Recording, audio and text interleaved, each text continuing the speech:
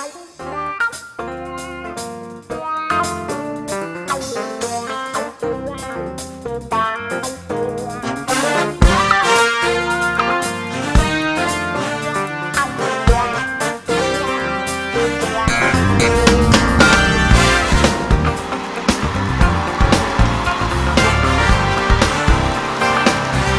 put those hands together for Jesus.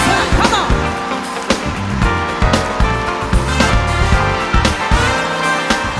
Oh, now come on, put your hands together and give praise to God. Welcome to you and you, to the Spice of Life variety show.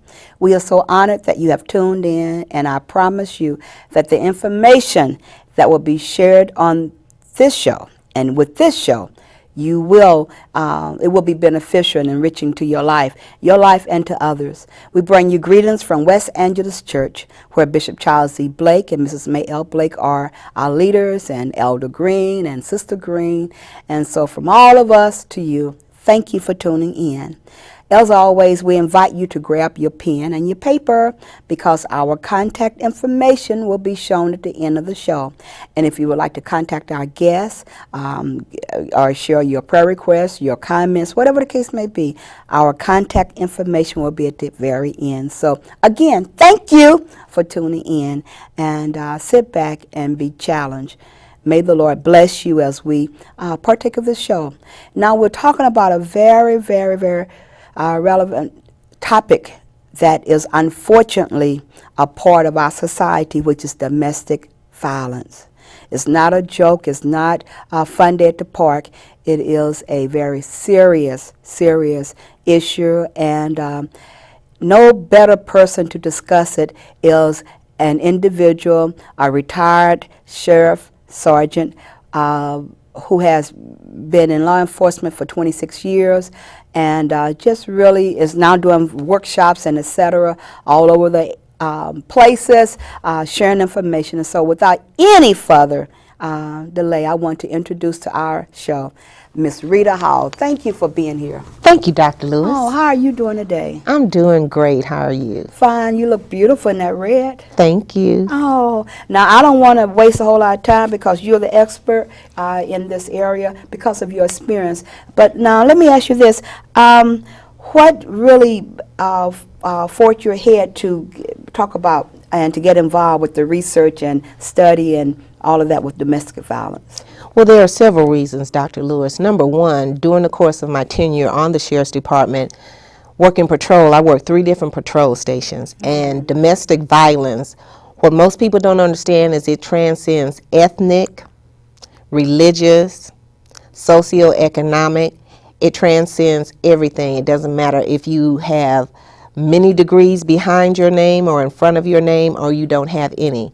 Domestic violence happens throughout the world, and it's a growing problem. Wow. That was one thing. I had the opportunity to see firsthand the devastation it wreaked on families. Okay. I saw the victims, Okay. I saw the abusers, Okay. but I also saw the children. And Wow. what people don't understand is domestic violence impacts children. They may not be able to verbalize it, but they internalize it. Wow. And then the other component was, I had an older cousin who I admired and adored. She was 15 years my senior. And I vividly remember being a small child watching she and her husband fight. They didn't call it domestic violence back then. They would just say, they're at it again. Our family begged them to separate. His family begged them to separate. They couldn't live without each other.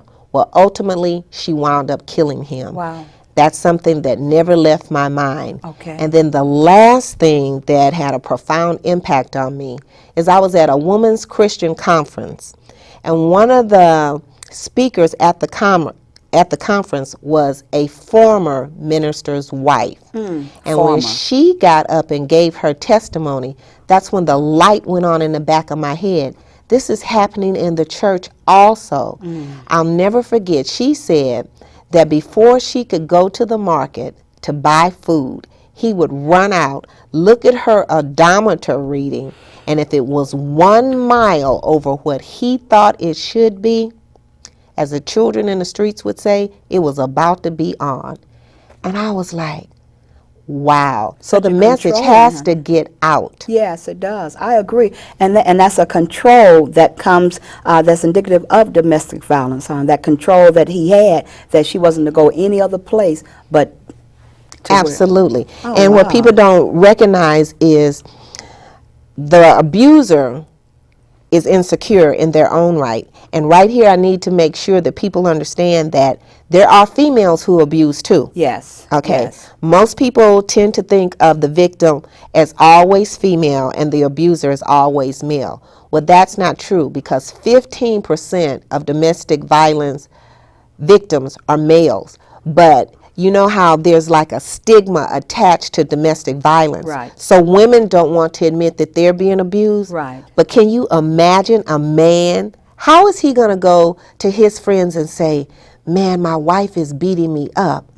They would look at him with that look Right. and say, I wouldn't let a woman do this to me. Right. But what you have to realize is, and that's why it's critical when people are dating to get to know the person and their families. Because if you take a man that was raised in an intact nuclear family where all he saw was love interchange with his parents, and he saw his father respect his mother and appreciate his mother and treat her lovingly, if he marries a woman that came from a dysfunctional background where all she saw was fighting in her home, and that's what she anticipates, and he's coming from a loving position and she's coming from a dysfunctional position, if she gets angry with him, not knowing how to process that anger, she will hit him. Right. And he's been raised all his life that women are to be respected and protected.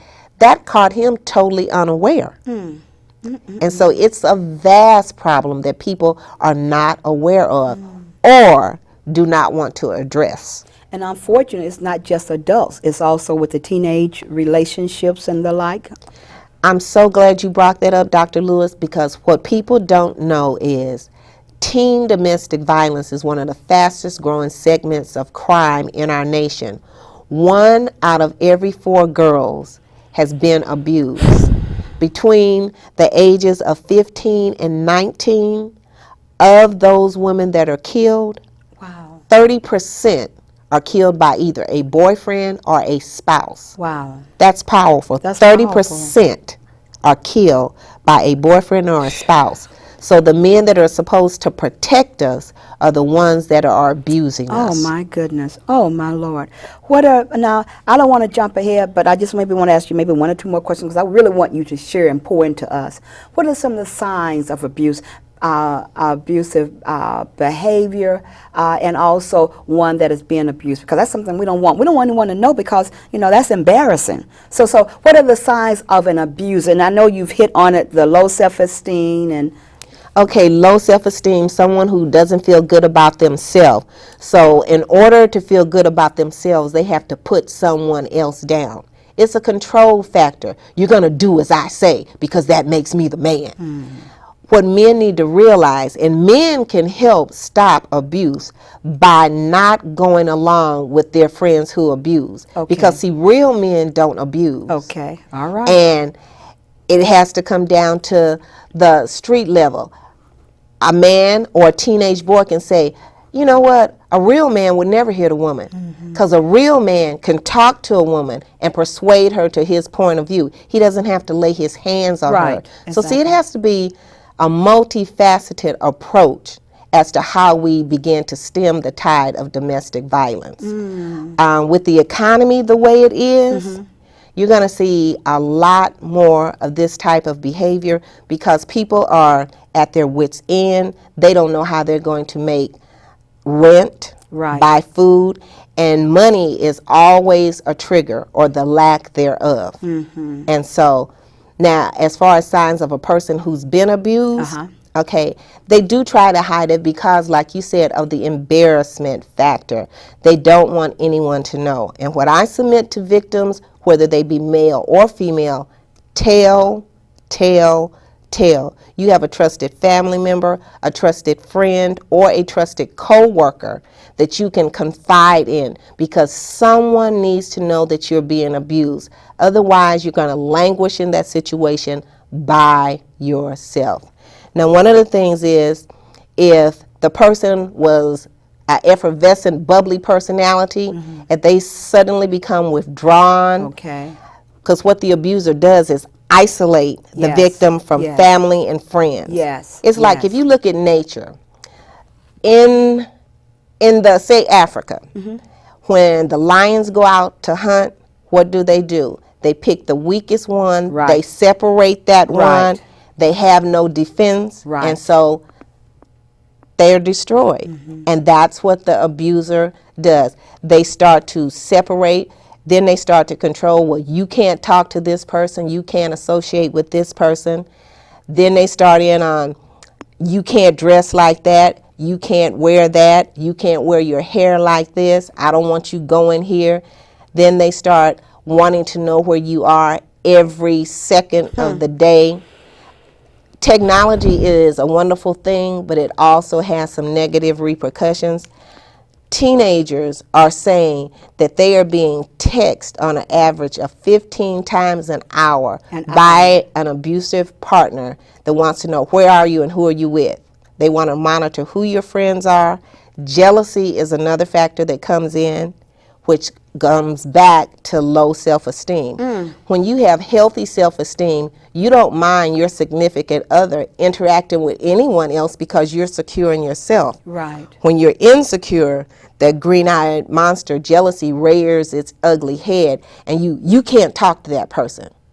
And so it's just a vicious cycle that repeats itself over and over and over. And we have to do something to stem that tide. And in terms of teen domestic violence, I tell parents, the best thing you can do is keep an open line of communication with your teen. In this fast-paced era, you know, when you and I grew up, we had dinner at night with our families. Right. So we exchanged, you know, how was your day? How was school? Right. Now, with the economy being as bad as it is, families rarely sit down to eat, so parents do not have a clue what's Right. going on with their children. I agree. They don't recognize that their child is being abused. You asked earlier, what are a symptom? If somebody who was naturally athletic starts to come up with unexplained bruises and they say they fell, Okay. automatically now they've become clumsy. Hello. Okay. Get a clue, Sherlock. Right. Start looking at, you know, if they used to be a very vibrant dresser, like to wear color, like you said, red for me. Anybody knows if I start wearing black and brown and gray, something's wrong. Majorly wrong. Majorly wrong. We need to be mindful of the behavior that we see exhibited. If school grades start to slip, if they are no longer participating in the school activities that they once did, there's a problem and you need to get to the root of it. Additionally, when you and I grew up, if a young man wanted to take us out, what did he have to do? Come to the house. Come to the house Come and to meet the the house. parents. You could not go out with someone that your parents did not meet. Exactly. And your parents wanted to know who his parents were. Exactly. Now parents are so busy and swamped that either they don't have the time or they don't make the time to find out who their children are associated with. One of the other studies done by the Liz Claiborne Association has found out that teen girls are being pressured into sex at a higher rate than ever before. Ever before. And with the advent of cell phones and computers and texting, if girls and sometimes boys don't do what their abuser wants, they'll put all kind of negativity out there on YouTube, and it's an embarrassing factor. So they have a lot more pressures than we did when we were growing up. Isn't that amazing? It truly is. Well, you know, I want to steer our attention back to adult abuse. And so from this point forward, let me let us, the audience, just sit at your foot and just teach us and just share with us those things that you would want us to know. Well, one of the things that I would want women to know is that we have what I term the disease to please. We want to make everybody happy. We want to make it better for everybody because we were made to nurture. But with that, we have to use wisdom. Okay. wisdom and balance. All right. Because if any one thing is off balance, it throws everything else out of sync. Okay. So I begin at the beginning. If we as women do a better job of screening the men we allow in our life, we could avoid a lot of pitfalls, heartache, and abuse. If you see that he is controlling when you're dating, women, get over it. We can't change anybody but ourselves. People change because they want to, Yes. not because we want them to. Exactly. Okay. And I tell people, when you go out on a date with him, watch how he interacts, say like with servers at dinner, with people that have no benefit to him. Okay. If he's rude and abrasive to them, Okay. your day is coming. He is not so fine that you have to put up with bad behavior. If he's rude, verbally abusive, he's not the one. And I tell women, run, run. And this is one thing that's critical. If he hits you one time, Oh, it's only one time. if he hits you one time, make that the last time. Because in essence, what he's doing is testing the water. See? And if you take it, he's like, oh, well, hey, it's on. Each successive hit becomes harder and the bruises become worse, My goodness. broken bones, My goodness. and ultimately death. Yes. And so, first step, be cognizant of who he is. And the reason I honestly believe that God gave us one mouth and two ears, we're supposed to listen twice as much as we talk. Okay. And so, Maya Angelou said, people tell you who they are. We just don't listen. See. Listen to his conversation. Okay. Then observe who his friends are. Does he have any friends? Now, every man has one best friend. Okay. If a man has no friends, that should tell you something, ladies. There's a reason other men don't want to be around him. Wow. Also, ladies, quit trying to rescue everybody. If he's had, a history of bad luck and everything is always somebody else's fault, that's a red flag. Red flag. Because we all have to take ownership and accountability of the things we do. If everything is never his fault, then if you get together with him permanently, guess whose fault everything is going to be? It's going to be your fault. There you go. It's going to be your fault. Look at his family relationships. Is he in touch with his family? If not, why not? How did his mother and father interact? How does he interact with his siblings? There are warning signs all along the way, but like I said, today women are walking in a spirit of desperation and saying, but I can fix him, but I can fix it. Oh, no. You can't fix him. He has to fix himself. And what about if someone is estranged from their children? For whatever reason, they're estranged by their choice. There's a reason for that. And then I tell women, okay, if you're planning on making a life with this man and eventually having children, what makes you think he's going to treat your children any better than the children he's left behind? There are clues all around, ladies. Be wise. Be smart. You have to think. Don't just lead with your heart and your emotions, which we're prone to do. Exactly. Use wisdom. Use wisdom. You made a good point, desperation. Many times we are powered by being desperate. We're getting old, and various reasons. I'm the only one. And, that's a lie we believe. I'm the only one without a man. I'm the only one. All of those factors make us susceptible to receiving any type of behavior. Women are dropping their phone numbers. Let me take you out on a date. I mean, the roles have changed and reversed. And so no wonder we are encountering a lot of things that we are encountering. And women need to remember, at the end of the day, men still like to do the chasing. That's their role. They are chasers, we're nurturers. When things, remember I talked about balance earlier? Right, exactly. When we as women start pursuing, it's out of balance and the results are devastating. we need to be mindful of that fact, that let the man do the chasing. And you brought up a good point. Women that give their number to a man, that's not your job. The first thing we as women should notice about a man is whether he notices us. That's the first thing. That's the first thing we need to notice. Underline. Women, we want you to hear that. The first thing you notice is whether or not, if he has noticed you, not that you have to chase him down, tackle him down to notice you. That's not noticing you. If he doesn't ask for your phone number, he's not the one. Which leads me to my next point. Because women are walking in a spirit of desperation, they provide too much information.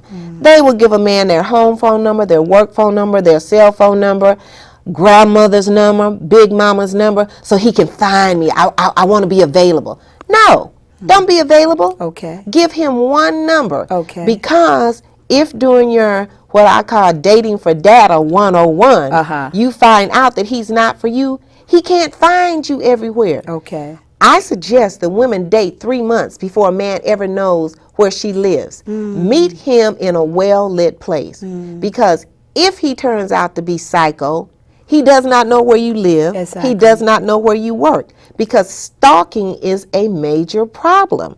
And women have told him everywhere they go, where their girlfriends live.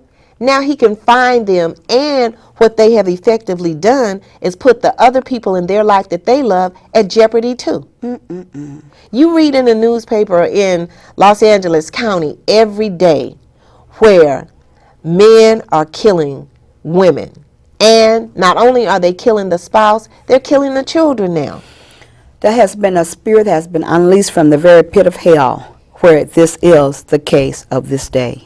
And it's very, and this is what makes it very dangerous about being in a situation that you know is deadly. It's even more greater of a challenge these days than ever before because the copycat situations that's going on.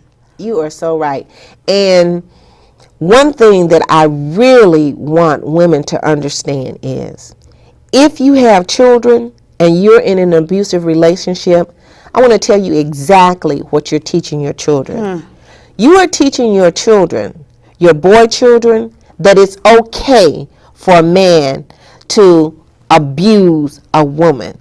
It's okay for him to control a woman. What you are teaching your little girls, you're setting them up to be future victims because they see you getting abused, right, and they think that that is normal right, behavior. Right. You see aggression against in the young boys, and you see servitude in the young girls. Exactly. And so, in order to stop that cycle, women are, if you are in an abusive relationship, and especially if you have children, you must leave that abusive situation.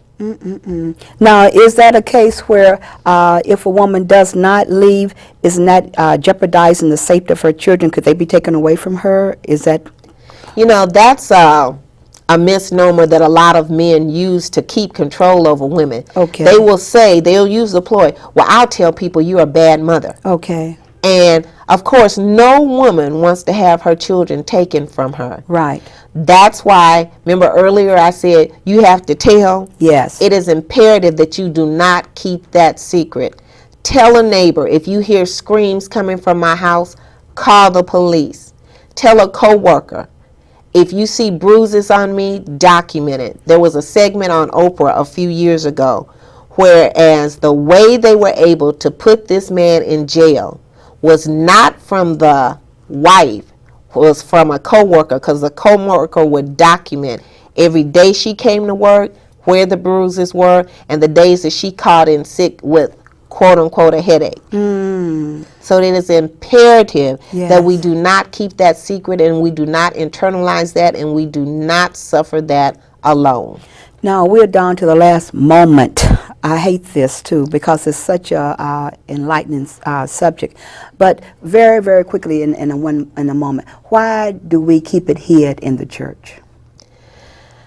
Okay, my personal opinion is the reason that a lot of ministers don't want this information in their church is because there are a lot of first ladies across this land that are victims. Juanita Bynum put a face on it, but she was not the only one. Okay. And so what would be your final statement, final thought to us in the area of domestic violence? Get out and stay out. It is imperative because you may not have the opportunity. You can read daily the women. And I would say to you that every 15 minutes in the United States, a woman is killed due to domestic violence. And what would you say to someone who is an abuser, male or female? Get help, get psychological treatment, and find out what it is that's deficient in you that makes you feel you need to control someone else. Well, to our audience, we have been educated by not just someone talking out the side of her mouth, but by a professional who's had many, many years of dealing in the area of domestic violence, seeing it firsthand, and seeing the cases. And so if you are being abused, don't just sit there and take it. You are more valuable than that. Run, run, run. If you are an abuser, as we've heard Rita indicate, get some help because it's very dangerous. You also are precious. You also are valuable, but you're not valuable and helpful to yourself or to others if you are depriving someone of the fullness of life that they are entitled to and that you are entitled to. So whatever the problem is, get some help. Don't be ashamed to get some psychological assistance, both of you. We would really encourage both of you. And if wife, if he won't go, go by yourself. Husband, if she won't go, go get some help. Help. Again, if you would like to encounter the professionalism and knowledge of this woman, Rita Hall, you can contact us. She has various workshops that she does, not just domestic violence, but she intertwined a lot of them today. And so whether it's dating, whether it's on, just real quickly, what are some of the workshops you do? I do dating 101, building self-esteem, building healthy relationships, what parents need to know about dating relationships for their teens. Those are just a few of the things that I do. And she's just getting started. So come on, help yourself and help those who love you. God bless you. Until next time, we are praying for you. We love you. And to God be the glory. Take care. Thank you so much.